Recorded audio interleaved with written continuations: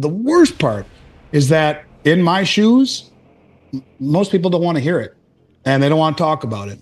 And that's why my wife would say to me when we go to Thanksgiving dinner, not a damn word out of your mouth, man. Not one word. You shut up. I want to stay to the end of dinner tonight because I try and help even some people in my family, like, do you not get it? But that just ends in divisiveness and more anger. And you're now defined by who you voted for in the election. And there is no more calm, rational discussion. And you know what? If you never listen to another viewpoint, you never grow. I don't want to go down this road. People will get very angry at me, but I want you to know that all of this stuff has consequences, and the consequences are on the global stage. And it all boils down to, why would we hold debt and or currency of a country that's lost its bearing, that it no longer is the envy of the rest of the world, and is broke, and is insolvent, and is hypocritical, and is weaponizing the dollar, and on and on and on. And this is why you own gold, not to become wealthy, but because it is wealth.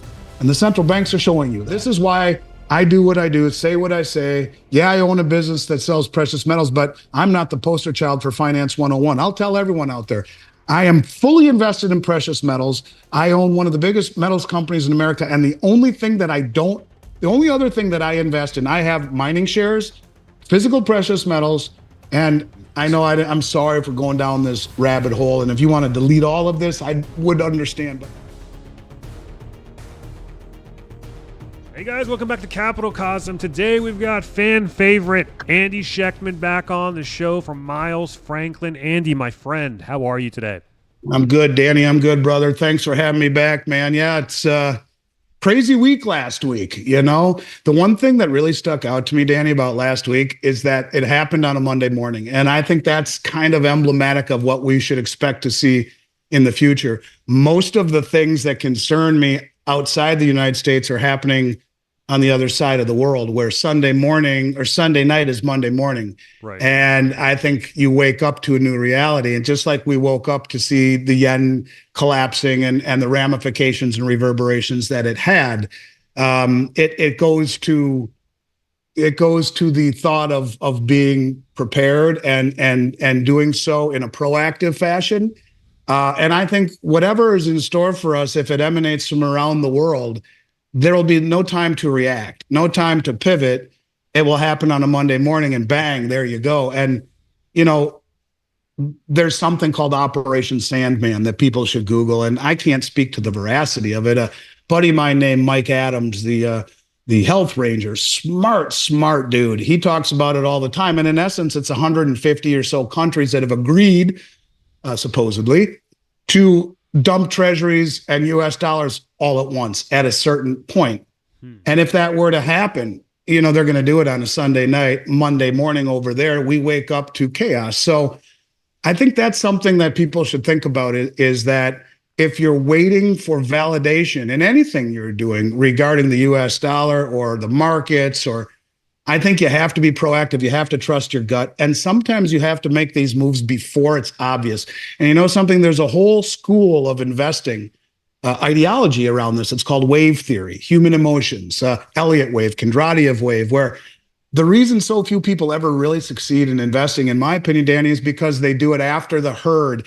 They base their decisions on emotion rather than logic. And logic can sometimes be difficult to do when you notice an inequity, but yet you might be the only one who notices it. No one else is talking about it. They say you're crazy, and yet you're not. So I think that's a good way to start this conversation, is that, to me, you can call gold and silver wealth, as I do, not an investment, but another way of looking at it as insurance against irresponsible fiscal policy, brain dead monetary policy, and against the fact that this current administration, and this isn't even a comment on Trump versus Biden or red versus blue. It's about being an American. And this current administration has done more, I believe, to harm this country than any external foe ever would have done.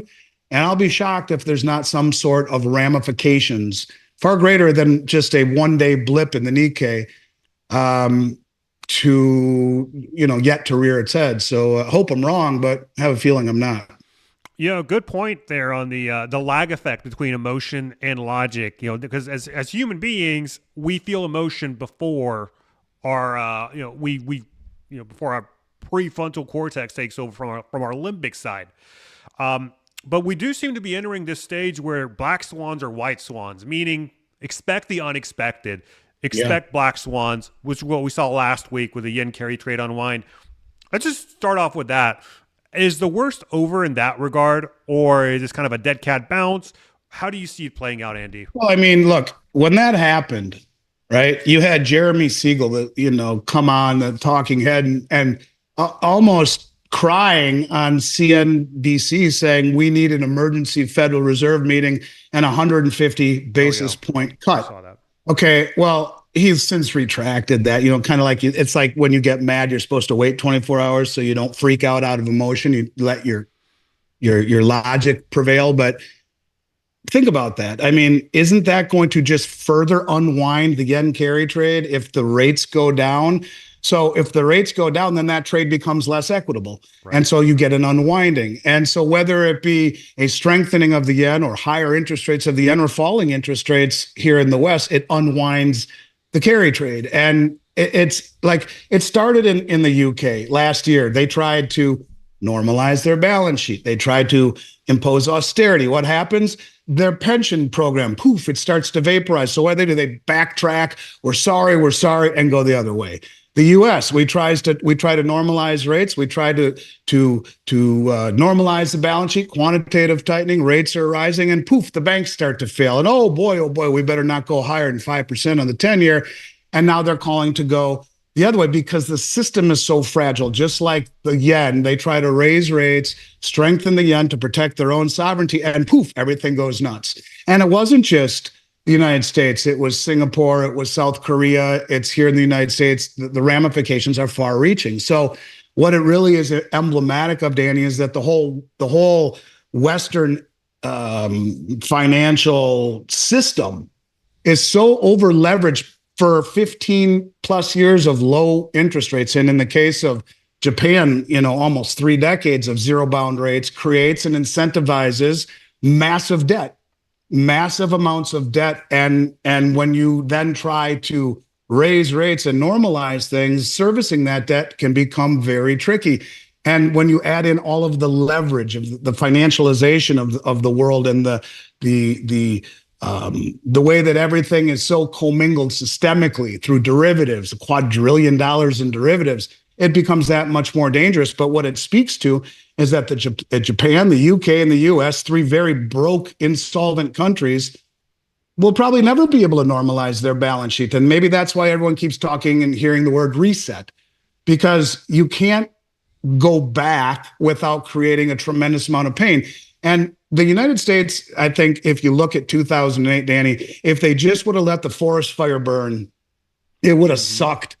But we'd be on our way to recovery way long ago. Because if you look at what happened after the great financial crisis in 08, the Fed's balance sheet was $800 billion. And a year ago, it was $9 trillion. So since that point, the way that they remedied the situation is by messing with Mother Nature again. It's all about suppression of interest rates. So they stepped on interest rates, which incentivized massive debt accumulation, both by the public and by the state. But more so, it destroyed price discovery. It creates misallocations of capital and resources. Companies, they hire more, they build on other divisions, they might buy another building. Same thing with people. Low interest rates, they buy a house that they shouldn't buy. That's probably more than they can afford because rates are so low. And they refinance and take equity out of their home and buy a whole bunch of stuff and take trips and do crazy things. And now what? When rates rise, what do you do? And I think that's the problem here, is that these low interest rates have created an environment that is very difficult to get away from, very, very difficult to get away from. The entire West has the exact same problem. And that's why I focused a lot after Klaus Schwab said there'll be a great reset. You'll own nothing and be happy. I mean, look at house affordability. Because of the distortion in and the suppression of rates, and house prices got so high, the majority of young kids could never dream of owning a house right now, especially as rates go higher. So the distortions need to work themselves out. If they just would have let the forest fire burn, it would have sucked and there would have been a lot of pain. But look at a forest after a fire a few years later, it's stronger than ever. as would we have been.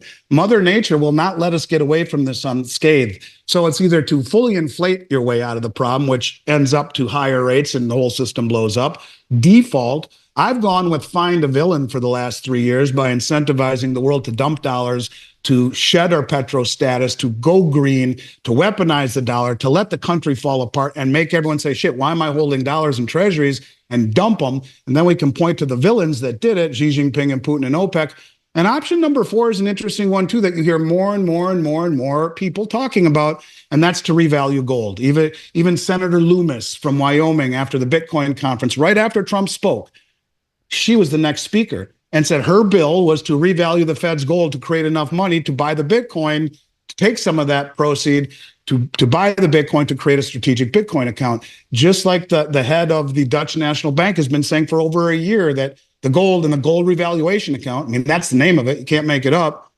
We could revalue it and make our balance sheet pristine, just like that. And if you think about it, that would be one move that we could make. Put gold at $100,000 an ounce. And people say that's insane. Well, why is it insane if Bitcoin can be $1 million? I don't think it is insane. It's just people's view on things. It's the suppression by the Western banks that have never let it reach its price. But if every $4,000 increase in the price of gold adds $1 trillion free and clear to the TSA, the Treasury General Account, or TGA, the Treasury General Account, and Janet Yellen wouldn't even need congressional approval to do that. She would just need to tell Jerome, hey, revalue the gold right now and put it at $20,000 an ounce, and that adds $5 trillion to the Treasury, just like that, free and clear, that they can spend any way they see fit. That's about the one thing that we could do that could fix the balance sheets, but also make every country on the planet probably happy, because every single one of them has been stockpiling gold, and just about every central bank in the world owns some gold. So that's an option that's not off the table either. You got 4 options: inflate, default, find a villain, or revalue gold. I don't know which one it is, but something's got to change, Danny. You can't keep creating $1 trillion of debt every second, 24/7, especially when you have 10 to 11 trillion in debt that needs to be either refinanced, bonds that are coming due that the Treasury doesn't have enough money for, so they need to sell more bonds in order to pay the interest on the old bonds. That's like a Ponzi scheme, if I'm not mistaken. And this goes out to 2030. And, at 1% rate, 500, or 5 trillion in debt is a 500 billion payment. But at 5%, it's a whole different thing. So yeah, there's going to be something that happens that breaks the system, resets the system, whether it be painful or not, or there's a villain or not. I don't know. But yeah, something's going to break. I'm fairly certain of that. So the Japanese yen carry trade debacle is just a sliver, I think, of what has to happen for the Western system to deleverage, because the amount of leverage they've created has to be dealt with and has to be reckoned with. And when rates and asset prices find equilibrium, those asset prices will be a fraction of what people think that they actually are now. Who stands to not benefit from a $20,000 reevaluation of gold, though? You did lay out the case for a reevaluation, that it would benefit a large number of the Eastern world, because those are the banks that have been buying up gold for the last 10 plus years.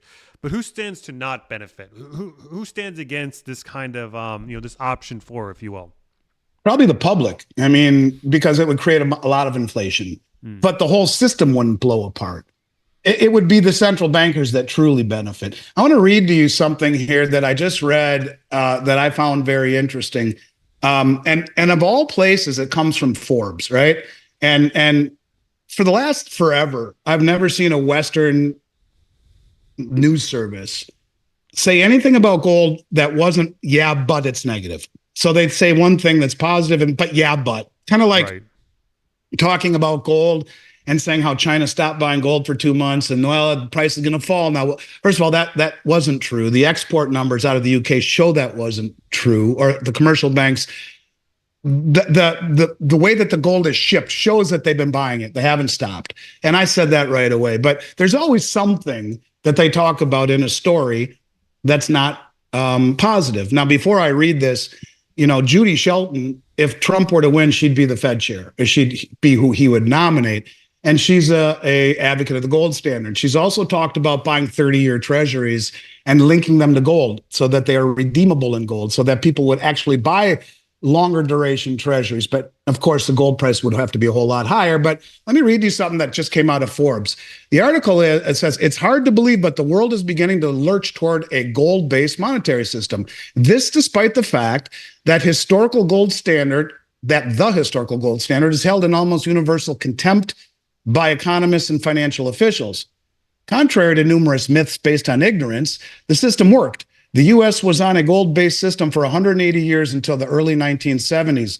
We never had inflation when the dollar's value was tied to the yellow metal, and the U.S. experienced the greatest long-term economic growth in human history. The signs of change are here. One is that the central banks in recent years have been purchasing gold at record levels. Buyers include China, India, Russia, and a number of other nations such as Poland. These countries are reacting to growing doubts about the long-term value of the dollar, which in turn is a symptom of the perceived decline of the United States. And here's the part about Judy Shelton. India last year began experimenting with gold-based government bonds. India last year began experimenting with gold-based government bonds.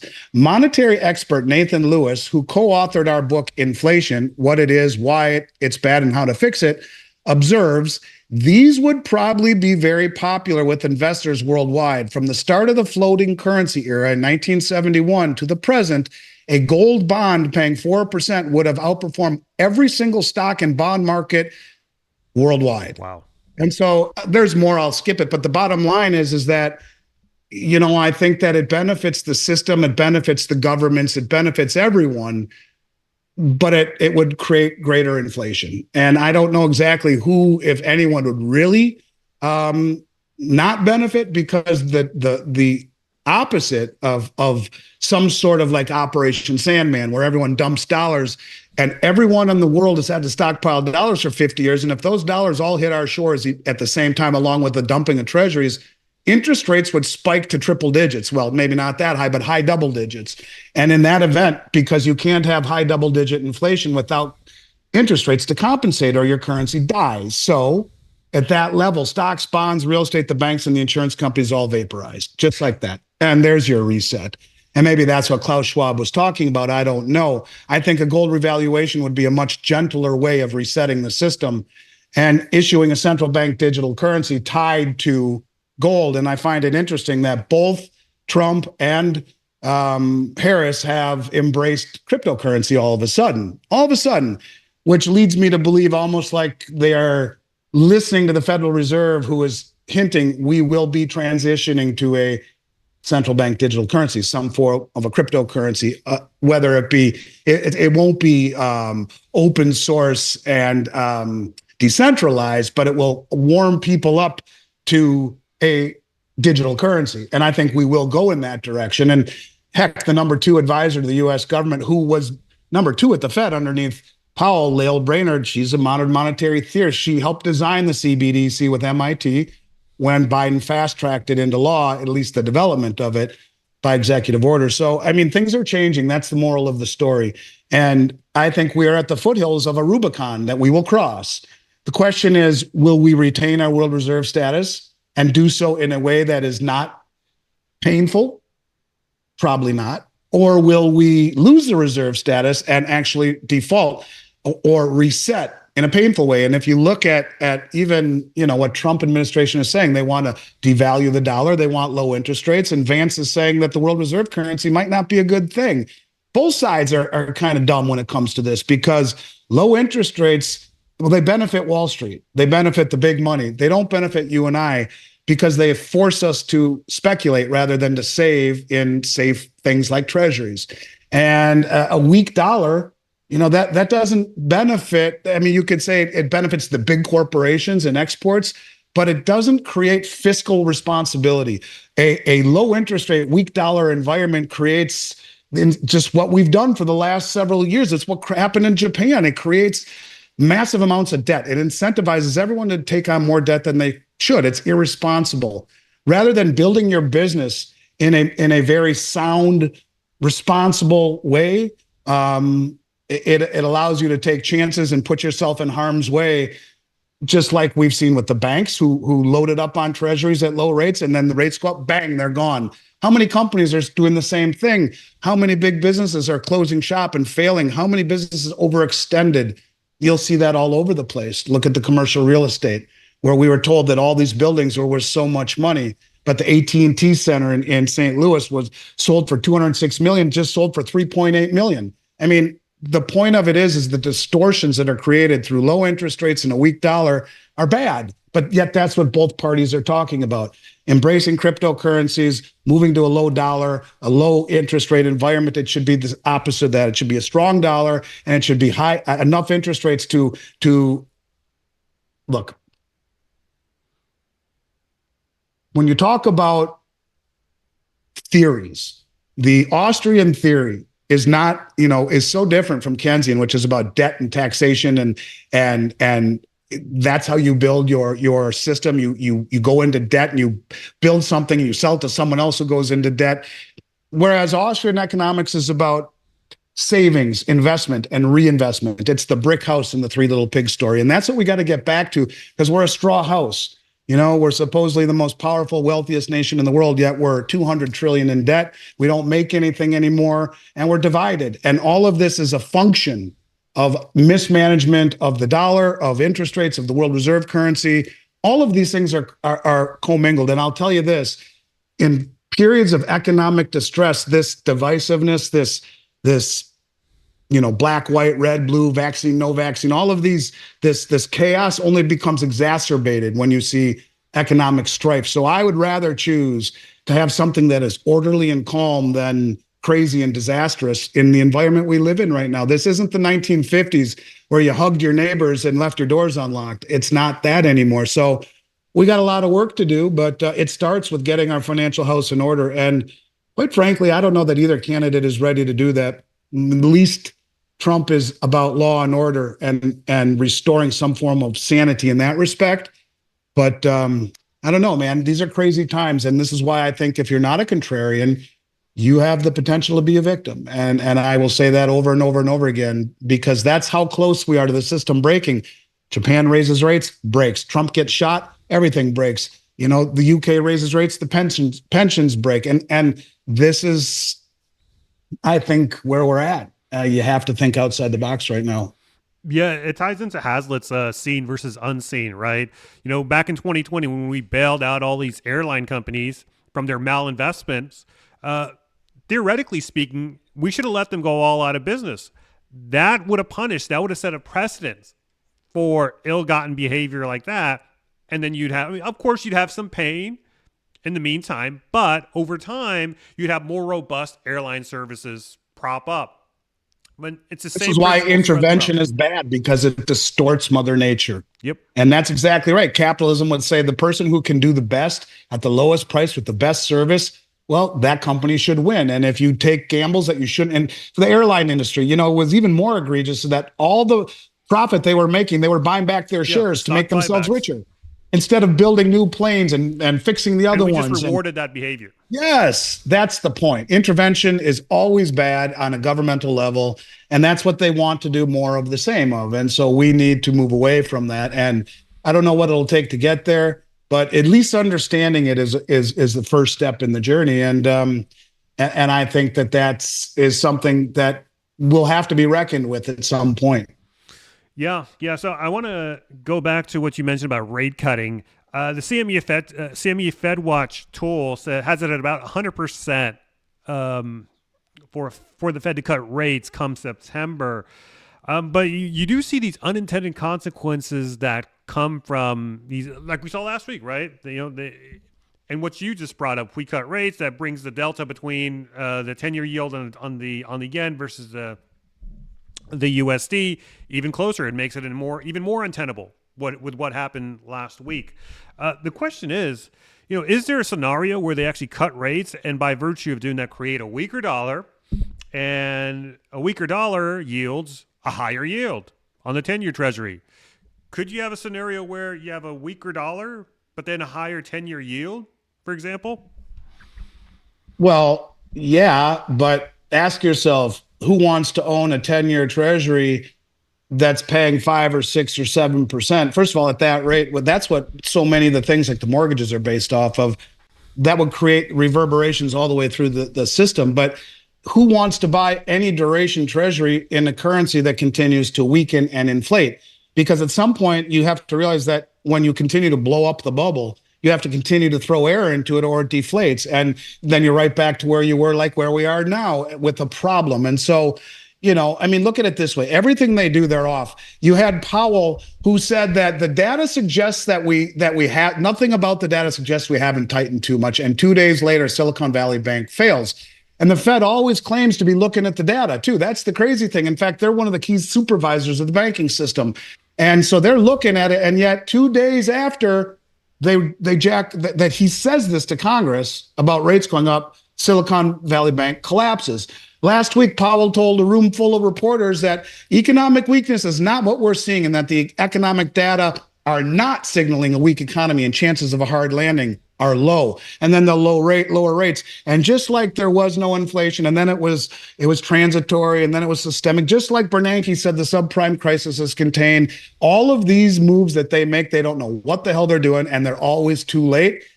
And so, no, I don't. I mean, look, if we didn't have 35 trillion in debt on top of all the unfunded liabilities approaching 150 trillion, yeah, in theory, lower rates would be okay. It would stimulate the economy, but we have so much debt that's one of the reasons that they need to lower it in order to service it. But what does that say to the people who accumulate and hold our debt?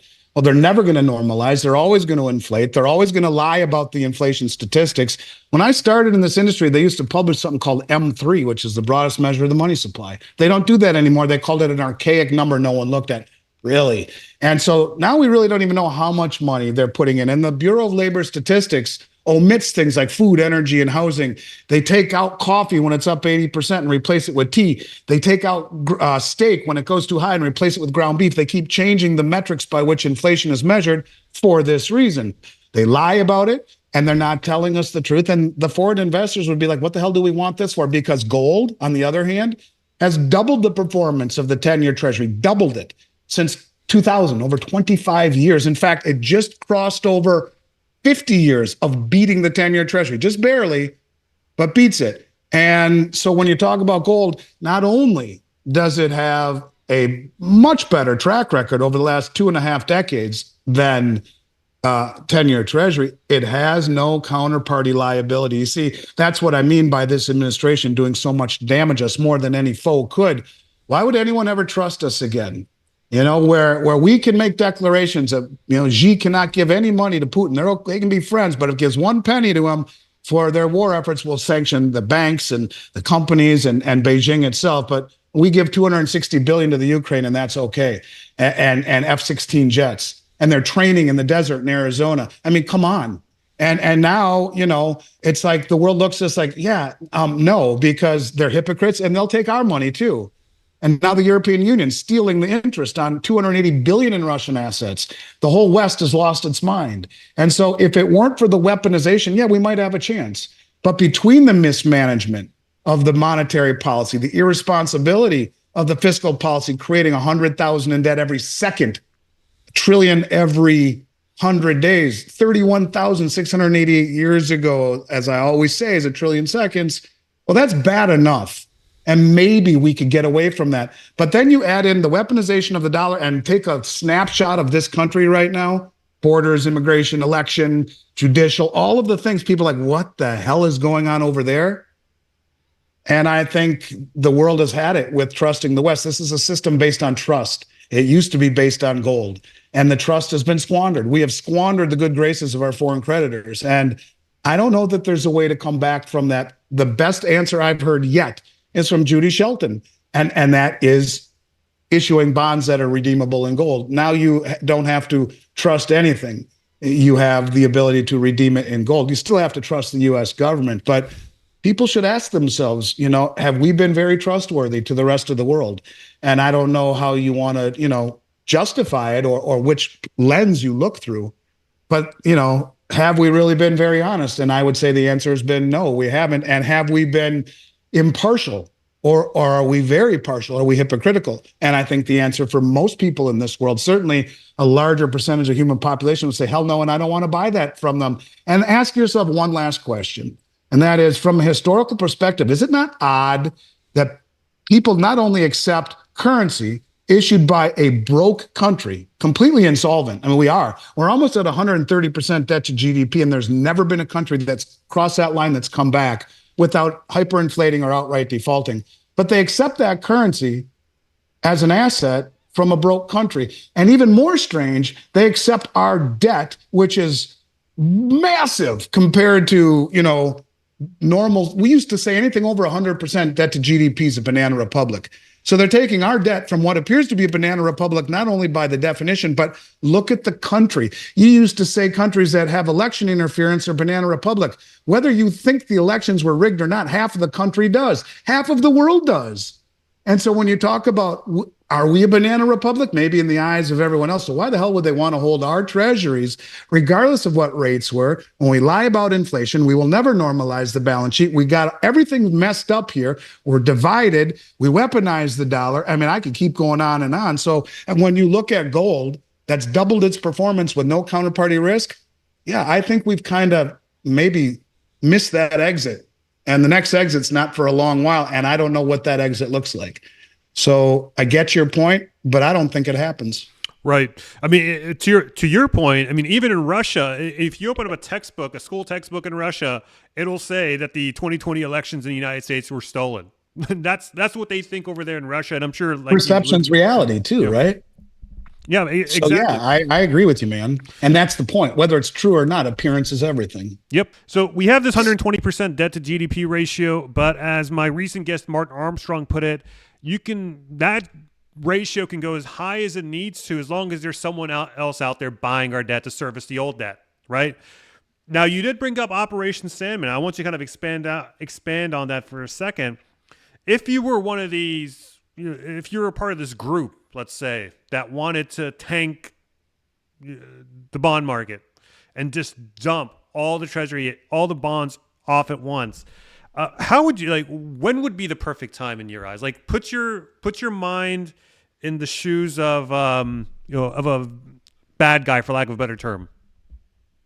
Well, I'd first start by slowly selling treasuries and reinvesting them in commodities. Isn't that what's happening right now when you look at the BRICS countries? Yep. They're shedding treasuries at a massive rate. China at one point had close to 3 trillion, and now they're down to 700 billion. They're slowly exiting the treasuries. They're slowly exiting the US-based investments in that respect. And you're seeing a group of countries in the BRICS that are 59 countries more have formally applied. There's 10 there already. I mean, and now they're discussing, as we talked about before, the new unit gold-backed settlement currency, which is not a common currency for the BRICS. It's a common settlement currency where every country maintains their own autonomy, their own CBDC. You would do it once you had critical mass, once you had enough countries as it is, just the countries in the BRICS right now have a more human population, GDP. They have 2 of the 3 largest nuclear arsenals and a much larger military presence on top of they produce and accumulate and refine almost all of the world's commodities. So you add 59 more countries onto this, and now you're talking 8 out of 10 people, a human population. You throw in the Belt Road Initiative and the Shanghai Cooperation Organization. Why do you think China and Russia have said they're going to back Iran in whatever happens, and they have the right to defend their own sovereignty, et cetera, et cetera? Well, Iran is part of the Shanghai Cooperation Organization. It's the largest regional military organization on the planet, military and financial. They're in the BRICS. They have chosen sides. And so when you talk about massive amounts of human population, add another 59 countries or more, and add the Belt Road, the largest infrastructure project in human history that's already 75% of human population, 50% of global GDP. The US isn't on it, nor any of the Western countries. So you put all of these entities together in terms of commodities, military, population, GDP, everything. And I would say it represents a very formidable foe. And that's when you do it. You don't do it until you don't pick a fight with the biggest bully in the schoolyard until you got the whole 6th grade standing behind you, so to speak. Yeah, great point. despite everything that's going on, Andy, just today, gold just made another all-time high. I mean, it seems to be like a weekly thing now. Gold, makes it an all-time high. Gold held pretty strong given all the chaos that occurred last week. What do you make of the gold price movement lately? What is it? Is it signaling something in your eyes? I mean, it's been Yeah, I very, mean, very, very strong. I think it signals that it's marching to a different tune. Where in years past, when it would break these round numbers and then fall back, the Western banks would step on it and it would never come back. It would take forever to come back. Now it comes right back. That goes to show that on weakness, the money who is shedding treasuries to buy gold is stepping in and saying, thank you very much for being stupid and suppressing the paper price on the COMEX and on the LBMA by naked shorting it. And so the fact that it continues, I mean, you look at something like Bitcoin, and I'm not a Bitcoin hater. I'm not. I want people to understand that. I'm not. In fact, I own just over one Bitcoin, but I am not a Bitcoin hater. But I'm not a Bitcoin believer either, the way that a lot of people are. But Bitcoin, which is supposed to be digital gold, can fall by 30%. Gold's never done that in a day or two or three or four. I think the volatility of other assets are that sometimes people think are replacements to gold speak otherwise. And when you look at gold's strength, it just goes to show that the biggest money in the world, the central banks, who just came out that the first 2 quarters of this year were the most gold ever bought by central banks in the first 2 quarters of any year, surpassing last year, which was the highest ever. And so I guess what I'm simply saying is that this is being accumulated at a time when the American public has very little participation at all in physical gold or gold related equities like mining shares, and yet the price keeps going higher. That speaks to, in my opinion, the tremendous desire by the central banks to accumulate it, because I believe it will be part of a new system. I mean, if you believe the unit and you believe the Bank of International or the New Development Bank, Dilma Rousseff, who said, we've agreed in principle to this new unit currency. She's the former president of Brazil. She's the head of the bank, which is the same thing. It's kind of akin to the IMF. This is not a small bank. This is the whole new New Development Bank. It's a big deal. And for her to say we've agreed in principle to 40% gold backing, well, why do you think all these countries are buying gold and using every sign of weakness to do it? In jiu-jitsu rather, excuse me, you use your opponent's leverage against them. That's what they're all doing against us. If we're so stupid that we think and have enough hubris to think that we can suppress the price of gold just to make the Western edifice seem stronger than it is in the bond market and the dollar and the whole system, well, they're like, okay, well, we'll stand for delivery. That is the valve that was never accessed. My whole career, no one stood for delivery. And those countries weren't wealthy or coordinated or motivated or sophisticated enough to do it. And they are now.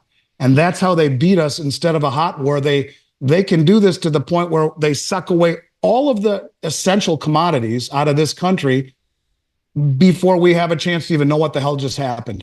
And, I think that's what they're doing. Instead of beating us with aggression, they're beating us by our own rules. Stand for delivery. No one ever did. And that's what they're doing. And I think that's why gold price keeps going higher. And it's interesting. You look at China. I did 2 interviews last week with mining executives, and both of them said to me that China is going around the world buying up all the unrefined silver. Now, I didn't ask them about gold. These are both silver companies. And they said they're buying up the silver concentrate and the silver doré, and even the unrefined ore, and they're shipping it back to China. Massive amounts. And they are doubling what the West will pay for it. So the West is like, I'm not going to buy it. It's stupid. It's so expensive. Well, the Chinese are buying it with the trade imbalance that we've given them, and they're shipping it back to China and refining it. That doesn't come off of an exchange, and that doesn't reflect in the price. China's the second largest producer of silver in the world. No one knows that. They all think Mexico and Peru, that's 1 and 3. China's 2. Now they're going around the world all through Latin America and buying up all the unrefined concentrate and doré, shipping it back to China. It doesn't come off of an exchange, not reflecting in the price, and they just stockpile gazillions of ounces without the market catching on. They are very shrewd. They think the long game, and we don't. And that's why we'll wake up on a Monday morning and be, what the hell just happened? Silver's at $200 an ounce. Now, I'm not saying that to be sensational. I'm saying it because even if you took the 150-year price average, now we'll call it God's ratio and man's ratio. God's ratio for 5,000 years was 16 to 1, 16 ounces of silver for every 1 ounce of gold. Now you ask Keith Neumeyer, he'll tell you it's 7 to 1. And he owns, the CEO of one of the largest silver mining companies in the world. It's coming out of the ground at 7 to 1. And I mean, I've validated that on many occasions with him personally, in person. Yes, Andy, coming out of the ground at 7 to 1. So let's take gold at 24.72 and divide by 42, which is the average price of the last 150 years. That's man's ratio. So we get 58.85. That's what silver should be based upon the last 150 years. But let's take that same gold price of 24.72 and divide it by 7. What it's coming out of the ground at. Right. 353. Is that, if you told me silver would be $353 tomorrow, yeah, that would be pretty damn lofty, but it would be logical because that's what the ratio geologically is telling us it should be. It's the distortion created through naked shorting. Like, for example, the short position on SLV. Now ask yourself, do you know the difference between a stock and a proxy or an ETF? So a stock, they issue a finite number of shares, and the more people who buy them, the higher the price goes. An ETF or a proxy is, let's use GLD as an example. Each share represents 1/10 of an ounce of gold, I think is what it is. And so every time people buy shares, more gold gets purchased in the open market and deposited into the trust. Okay. That's the genesis. That's pretty much how it works, except with SLV and GLD. They're horrible, horrible products. If any of you own it, read pages 6 through 12 of the prospectus titled Risk Factors. If you don't immediately sell it, call me. I'll buy you dinner because it's just so riddled with fraud. But I digress. Anyways, the point is, if something is supposed to be 1 for 1, every share should correspond with the amount of gold in there. Now it's off a little bit because the trust can use the metal within the trust to sell it to pay for fees and running the trust. I think it's like 40 basis points a year, which is 0.4%. But for all intent and purposes, it should be equal. So why should you be able to naked short an ETF? SLV, I think it's 10 ounces of silver. I forgot. So let me read something to you. The latest short report yesterday showed that the short position in SLV fell from a hefty 34.59% from 20.9 million shares sold short down to 13.4 million shares. So my point is that these shares, many of them are naked short, where if you have to deposit a piece of gold or silver into the ETF trust fund in order to create a share, how do you naked share? How do you naked short rather? That means you're not depositing, you're just creating a share out of ether. How do you naked short something that you don't have? And how can you short an ETF to the point of 13.14 million, well, 20.09 million shares? And let's ask Siri. Siri, how many ounces of silver is in each share of SLV? Well, that didn't work out so well. I think it's 10. And if it is 10, that means there's 200 million ounces short. How can you short something? Okay, I can understand shorting a stock because it's 1 to 1. But how do you, there's shares out there, you can take those shares and short them. How do you naked short an ETF when the only way to do so is to create shares when metal is deposited? Yeah. The point of it is that they piece of silver.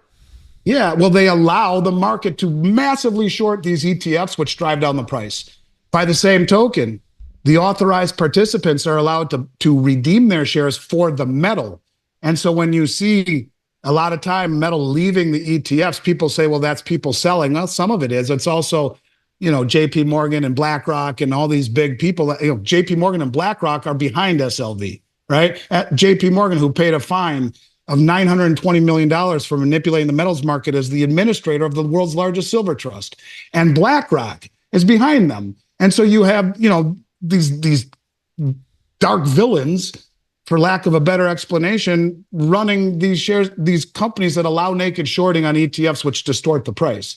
I mean, the whole thing is rigged. And when it breaks, it will break on a Monday morning in a way that people can't even imagine. So when we talk about how high could silver and gold go, a whole hell of a lot higher than people think, because the only two assets that the only four assets that I can think that haven't benefited like all the other assets did over the last 20 years because of low interest rates are gold, silver, platinum, and palladium. And if I don't remember if I shared my screen with you a week or two ago when I showed that chart of the four largest shorted commodities on the COMEX concentrated: number one, silver; number two, platinum; number three, gold; number four, palladium.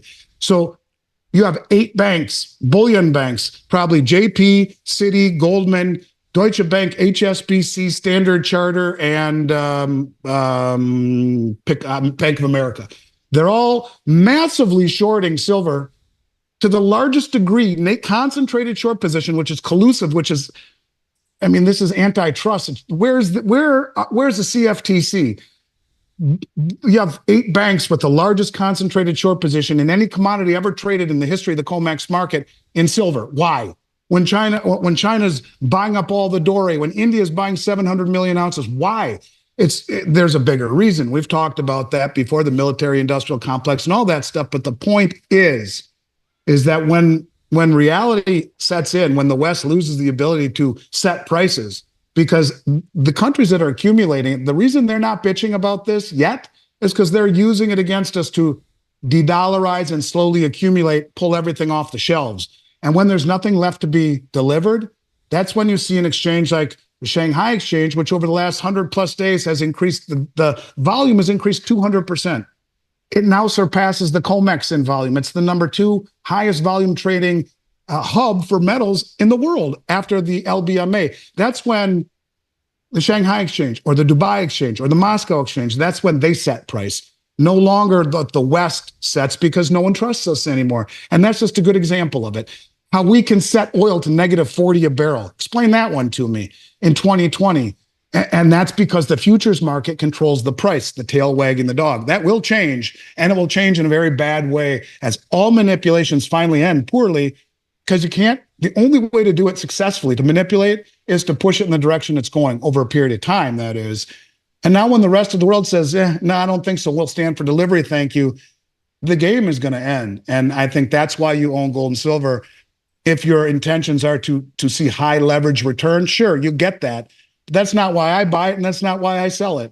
I sell it because it's wealth, and the madness of all of this stuff around us, the idiocy, the lunacy, fiscal policy, monetary policy, and every other form of government policy is why I say that this administration and the several preceding it have done more to destroy this country than any foe ever could have. So yeah, I think it's getting high stakes. And you know what? With the election in November, I mean, ask yourself, what are the chances that we see smooth sailing in any respect between now and then? I think it's getting late in the game. Yeah, totally, 100%, Andy. It feels like, it's that old adage, sometimes there are ages in world history where 100 years occurs within a year time frame, and then nothing happens within a 100-year time frame. I know I'm butchering the saying. I know exactly what you mean. Yeah. Look, I'm 54, and I remember, most of my life that it was the latter. It's like nothing ever happened. 1 or 2 or 3 newsworthy items a year. Things are happening at a rapid pace that we never saw possible, and it's again, black swans are white swans now. So black swans are the rule now, not the exceptions as they were before. Definitely, man. Definitely. I hate to say it. And it's not conspiratorial. It's not talking my book. It's none of that. It's, I want people to understand that I really, truly believe that owning a successful business and trying to do the right thing by people does not have to be mutually exclusive. I mean, I subject myself to criticism and do all these things, all the 4,000 videos I've done in 5 years. I do it because I see something and I was talking about it publicly, and it's been happening. And that's never happened to me before. When I was talking about the BRICS in 2019 and de-dollarization and Saudi Arabia moving away from us and the Belt Road, I mean, all this stuff accelerated, and I was the only one talking about. That's what's given me notoriety. And the more I've talked about it, the faster the things keep happening. Now, that's never happened in the 34 years I've done this, with the exception of the last 4 years. And now I'm more convicted than ever that I need to try and at least do my part, right? And, you know, we all have to meet our maker someday. I go to bed every night knowing that I tried my best, even though I know it's an uphill battle. But I'm telling you, this is all math now. There's no way around this. There's no way around getting out of the mountain of debt that we have created and the bad will that we have created. And when you see the creditors starting to no longer want U.S. treasuries, this quickening, this acceleration will only get faster. And these countries will only do more and more and more they can to quickly position themselves. And that means selling dollars and buying commodities. I mean, the Chinese are a good example. The Belt Road Initiative, every one of these countries, that 150 of them, they're all resource rich and most of them underdeveloped. You take a look at what they bought, the London Metals Exchange. It's all the base metals. And now they're vaulting them in China. I mean, everything that these countries are doing is about commodities rather than looking at the debt of a broke country that is viewed as being hypocritical and calling it an asset when we've chosen to inflate rather than fix our balance sheet. The days are numbered. And if you don't see that, then you're stuck in recency and normalcy bias, which is easy to do. It's been a long time. Our birthright is to live better than our parents and our grandparents. But this might be the first generation right now that aren't living better than their parents. Yeah. Young kids out of college. I mean, good luck trying to buy a house right now at these prices, or even a car, or any of these things. Inflation and now rates are higher. And it's just, you know, one of these days, everything good comes to an end. And I hate to say that. I'm not saying this country comes to an end, but the run of being the world reserve currency and fostering this privilege has come to an end. And we don't know what the ramifications are of that yet. And the funny thing is, that's what the lead economic advisor for the U.S. government advocates for, Bernstein. And now that's what Vance advocates. I don't know if it's a good idea to have the world reserve currency anymore. And they're advocating for a weaker dollar and lower interest rates. These are all bad things. And that's what Harris is talking about, you know, lower interest rates, weaker dollar. And that's what we're told is supposed to happen. And all that does is benefit the 1%. It's true. And further push away the rest of the world who has been our creditor. And there's no reason why, if I were them, I would hold any duration of U.S. treasuries, especially if you piss them off, even if you didn't think you did anything wrong. And certainly what we've done is worse than what they've done. Well, we'll still take your assets and we'll confiscate them. And then we'll give them to the country in the form of weapons that you're in a war against. Those are lines that you just don't cross. And I think there will be ramifications for it. And the funny thing is, none of this is ever discussed in the mainstream. God bless a guy like you and others who have the courage to go out and say this stuff. And you look at what's happening in the United Kingdom, right? I mean, now they're trying to throw people in jail for saying things on social media. In Australia, they're trying to pass a law. It's been floated right now in Australia that in order to use social media, you have to provide a driver's license and other forms of identification before you can access any of these social media accounts, because if you say anything bad, well, we're going to come and get you. So, I mean, it's like a police state. Let's hope that stuff doesn't happen. COVID was your test balloon. COVID was your test balloon. I mean, the UK, Australia, all of these countries that you're now seeing, you know, become police states, they all showed their cards back in 2020 and 2021 with the lockdowns. I mean, that was your leading indicator of what was to come. Avoid all these places that are locking people down indefinitely in house arrest. Yeah, and I can tell all you people out there, I left Minnesota because of Tim Walz. I left there because he destroyed my state. And I lived there for 50 years. And this is where Little House on the Prairie and Mary Tyler Moore was filmed. And I mean, it was Mary Tyler Moore. It was Little House on the Prairie. It was the greatest little big city ever. And I lived in downtown Minneapolis for a while. And I mean, it was an amazing place to grow up, to raise kids, it was great. And I left because of what he did. And he's left of left. And if this administration gets in, I think this country's in for a rude awakening. And believe it or not, it's not a political statement. It's just looking at what they've done. It's looking at what he did to Minnesota and looking what the current administration has done to this country. And God help us if we have 4 more years of it. It'll be the best thing for my business, but the worst thing for my kids and us to grow up or to live in. So, I say these things and sometimes I freak myself out by the things I say. Like, maybe I shouldn't say these things. Maybe there's someone, who's going to knock on my door. I hope not. I try to be respectful. That's why I say I'm a patriot. I love this country and it's afforded me more opportunity than I deserve. And, but I hate what I see. I truly, I hate so much what I see. And the worst part about it, is that in my shoes, most people don't want to hear it and they don't want to talk about it. And that's why my wife would say to me when we go to Thanksgiving dinner, not a damn word out of your mouth, man. Not one word. You shut up. I want to stay to the end of dinner tonight.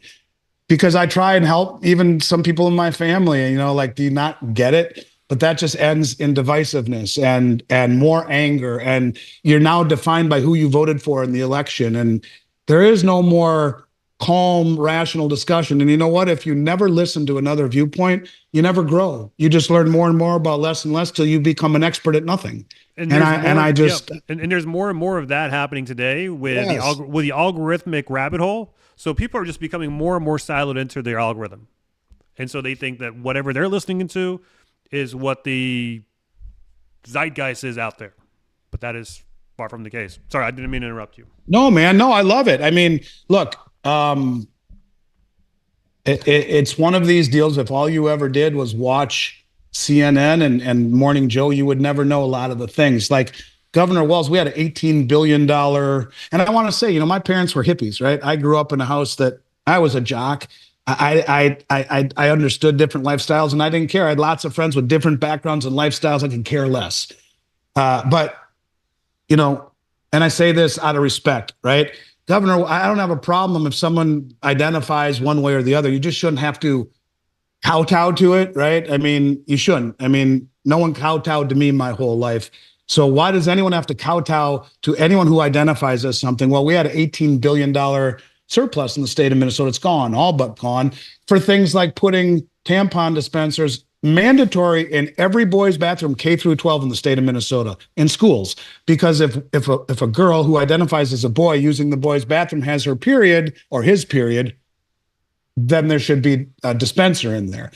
And in every single school in Minnesota, I mean, how disrespectful is that to the taxpayer? Yet his benevolence, he gets to say, this is what we're doing. And so these are the kind of crazy radical things that I cannot stand. And yet, I don't care what your lifestyle is, but none of us should have to bend over backwards to accommodate it at all. And that's the kind of stuff that we are seeing out of this current administration, and 4 more years of it. We're going to go deeper and deeper and deeper and deeper into debt, and we're going to lose our credibility on the world stage. And this will become a socialized country on the way to universal basic income. And now we want to give voting rights to 20 million people in this country illegally. Governor Walz in Minnesota wanted to give driver's license to immigrants that were there illegally. Well, where do they get their insurance? And the whole 9 yards. I mean, the whole thing, I don't want to go down this road. People will get very angry at me, but I want you to know that all of this stuff has consequences, and the consequences are on the global stage. And it all boils down to, why would we hold debt and or currency of a country that's lost its bearing, that it no longer is the envy of the rest of the world, and is broke and is insolvent and is hypocritical and is weaponizing the dollar, and on and on and on. And this is why you own gold, not to become wealthy, but because it is wealth. And the central banks are showing you that by their massive acquisition. And, maybe the one thing Trump administration could do, and I don't think he'll fix the currency. I don't. But I mean, weaker dollar and sanctions and lower interest rates won't fix our problems.